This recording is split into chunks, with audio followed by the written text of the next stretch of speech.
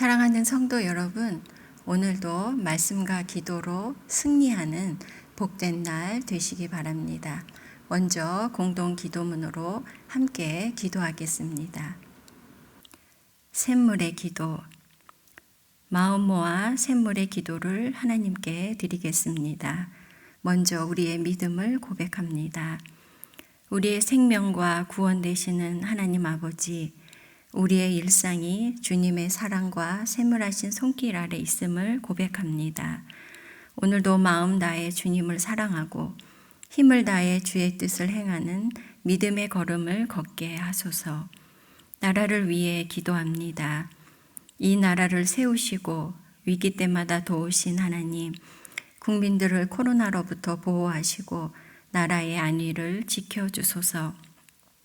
경제 상황이 안정되게 하시고 일터를 지켜주시며 평화로운 일상이 회복되게 하소서. 성경의 가치에 부합한 법률과 제도와 문화가 이 땅에 세워지게 하시고 북녘 땅에 신음하는 주의 백성들을 보살펴 주소서. 교회와 예배를 위해 기도합니다. 샘물교회가 교회다운 교회, 기도하는 교회가 되게 하소서. 진정한 예배자가 되게 하시고 하나님의 임재를 경험하며 치유와 회복, 헌신의 결단이 있는 예배가 되게 하소서. 모이는 예배에 힘을 내게 하시고 참석할 수 있는 여건을 허락하소서. 담임 목사님과 교육자들에게 성령의 능력과 지혜를 더해 주소서. 다음 세대를 위해 기도합니다. 샘물의 자녀들이 하나님을 경외하는 믿음의 세대가 되게 하소서. 주일의 모임 가운데 건강과 안전을 지켜주소서. 주일학교와 청년들의 여러 행사가 지혜롭게 준비되어 유익한 신앙훈련이 되게 하소서. 청년들의 진로를 열어주시고 교회와 나라의 기둥 같은 일꾼들로 준비되게 하소서. 목장을 위해 기도합니다. 참 목자 되시는 주님, 샘물의 목장에 따뜻함과 기쁨이 넘치게 하시고 서로 무난하고 섬기는 영적 가족이 되게 하소서. 목자들의 영육을 강건하게 하시고 모든 필요를 채워주시며 힘들고 지칠 때 주님의 위로가 함께 하소서. 사람을 남기는 목자와 목장이 되게 하시고 기도의 응답이 풍성하게 하소서. 선교와 선교사님을 위해 기도합니다. 선교의 주인이신 하나님, 코로나의 역경 속에도 복음의 확장이 지속되는 신비로운 역사를 허락하소서. 선교사님과 가족들을 지켜주시고 귀국한 선교사님들에게 안식과 회복을 주소서. 목장과 후원 선교사님의 긴밀한 나눔과 후원이 지속되게 하소서. 샘물 성도들을 위해 기도합니다. 샘물의 모든 가족들을 폭염에서 지켜주소서. 성도들의 필요를 따라 건강과 물질과 회복의 은혜를 주소서. 샘물교회를 찾은 새가족들이 따뜻한 환대 속에 신앙의 뿌리를 잘 내리게 하소서. 해외에 있는 가족들, 군에 있는 자녀들도 지키고 보호해 주소서. 은혜로우신 예수님의 이름으로 기도합니다. 아멘. 성경 예레미야 21장 1절에서 14절까지의 말씀을 한 절씩 교독하시겠습니다. 여호와께로부터 예레미야에게 말씀이 임하니라. 시드기야 왕이 말기야의 아들 바스울과 제사장 마아세야의 아들 스바냐를 예레미야에게 보내니라. 바벨론의 느부갓네살 왕이 우리를 치니 청컨대 너는 우리를 위하여 여호와께 간구하라. 여호와께서 혹시 그의 모든 기적으로 우리를 도와 행하시면 그가 우리를 떠나리라 하니, 예레미야가 그들에게 대답하되 너희는 시드기야에게 이같이 말하라. 이스라엘의 하나님 여호와께서 이와 같이 말씀하시되, 보라, 너희가 성 밖에서 바벨론의 왕과 또 너희를 애워싼 갈대아인과 싸우는 데 쓰는 너희 손의 무기를 내가 뒤로 돌릴 것이요 그것들을 이 성 가운데 모아 드리리라. 내가 든 손과 강한 팔 곧 진노와 분노와 대노로 친히 너희를 칠 것이며 내가 또 사람이나 짐승이나 이 성에 있는 것을 다 치리니 그들이 큰 전염병에 죽으리라 하셨다 하라. 여호와의 말씀이니라. 그 후에 내가 유다의 왕 시드기야와 그의 신하들과 백성과 및 이 성읍에서 전염병과 칼과 기근에서 남은 자를 바벨론의 느부갓네살 왕의 손과 그들의 원수의 손과 그들의 생명을 찾는 자들의 손에 넘기리니 그가 칼날로 그들을 치되 측은히 여기지 아니하며 긍휼히 여기지 아니하며 불쌍히 여기지 아니하리라 하셨느니라. 여호와께서 말씀하시기를 보라 내가 너희 앞에 생명의 길과 사망의 길을 두었노라. 너는 이 백성에게 전하라 하셨느니라. 이 성읍에 사는 자는 칼과 기근과 전염병에 죽으려니와 너희를 에워싼 갈대아인에게 나가서 항복하는 자는 살 것이나 그의 목숨은 전리품같이 되리라. 여호와의 말씀이니라. 내가 나의 얼굴을 이 성읍으로 향함은 복을 내리기 위함이 아니요 화를 내리기 위함이라. 이 성읍이 바벨론 왕의 손에 넘김이 될 것이요 그는 그것을 불사르리라. 유다 왕의 집에 대한 여호와의 말을 들으라. 여호와께서 이와 같이 말씀하시니라. 다윗의 집이여 너는 아침마다 정의롭게 판결하여 탈취당한 자를 압박자의 손에서 건지라. 그리하지 아니하면 너희의 악행 때문에 내 분노가 불같이 일어나서 사르리니 능히 끌 자가 없으리라. 여호와의 말씀이니라.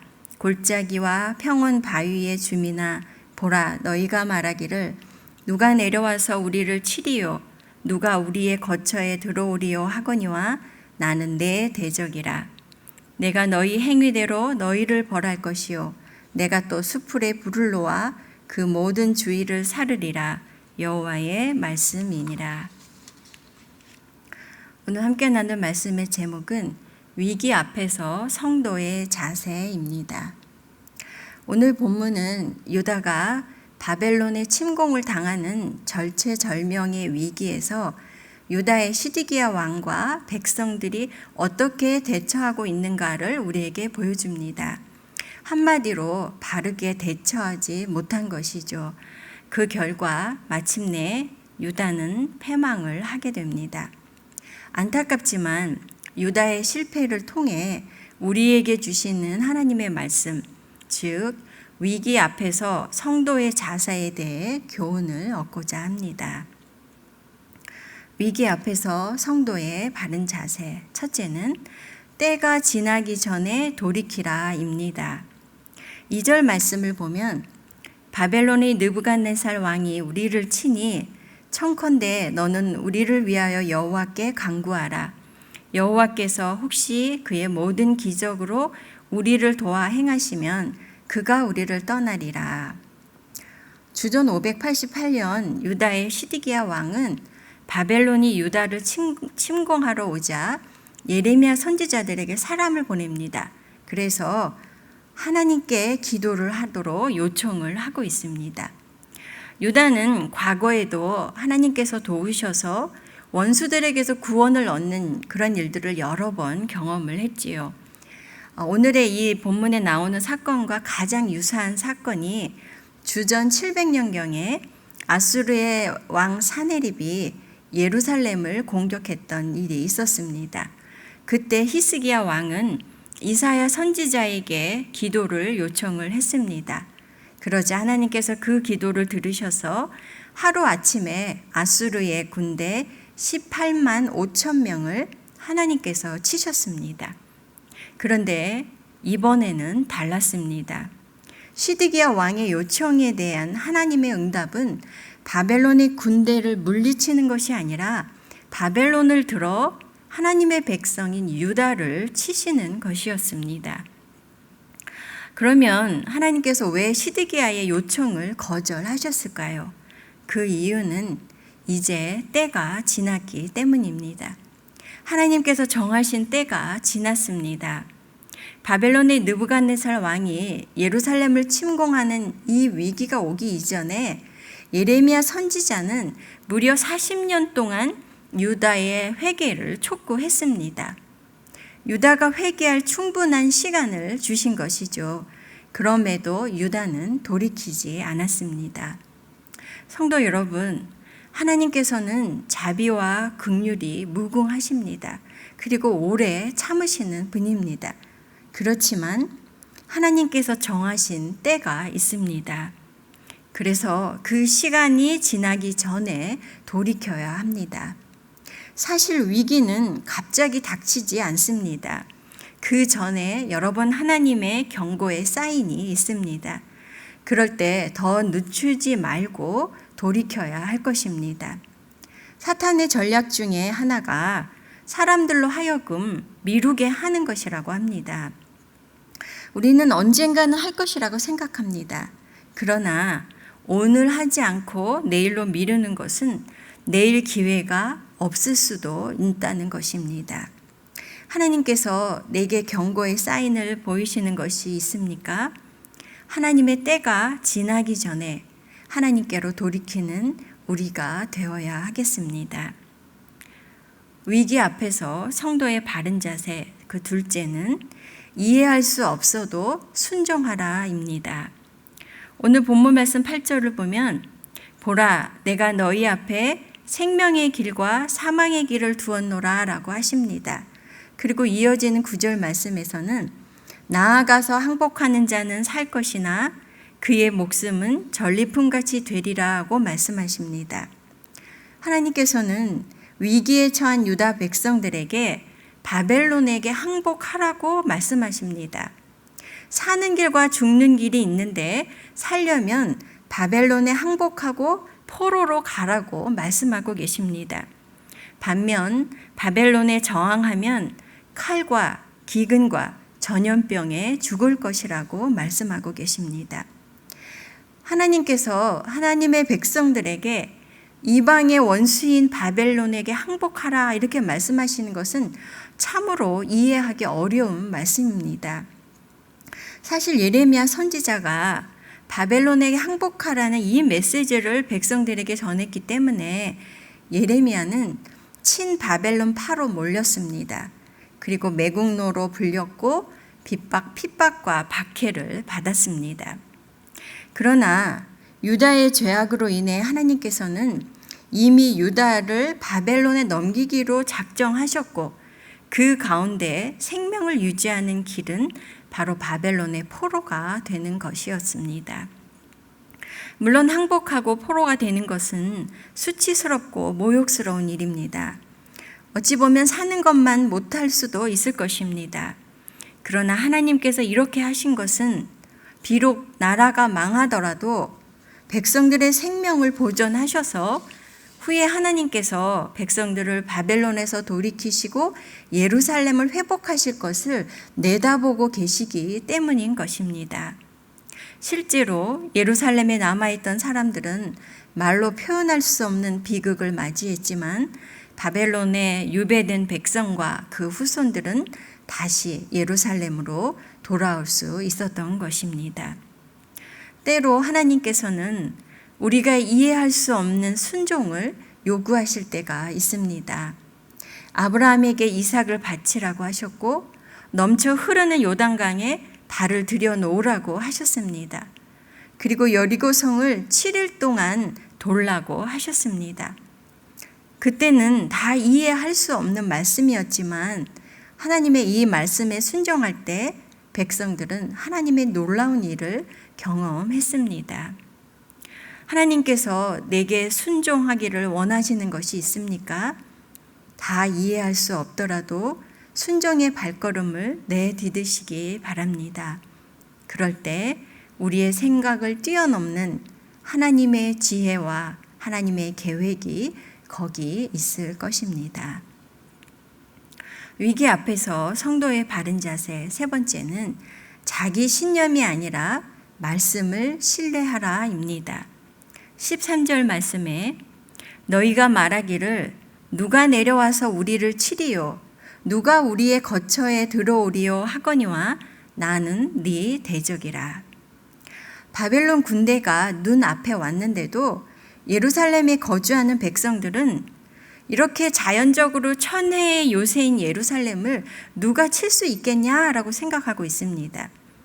예루살렘에 성전이 있는데 어떻게 이방인들에게 이 예루살렘이 무너지겠는가라고 자신들의 신념을 굳게 믿고 있는 것입니다. 유다의 죄악 때문에 하나님께서는 이미 성전을 떠나셨습니다. 그리고 유다의 대적이 되셔서 유다를 향해 진노의 손을 들고 계십니다. 그런데도 유다의 백성들은 이 성전을 부적처럼 여기고 안도하는 그런 그릇된 신념에 갇혀 있었던 것입니다. 12절 말씀에 보면 여호와께서 이와 같이 말씀하시니라. 다윗의 집이여, 너는 아침마다 정의롭게 판결하여 탈취당한 자를 압박자의 손에서 건지라.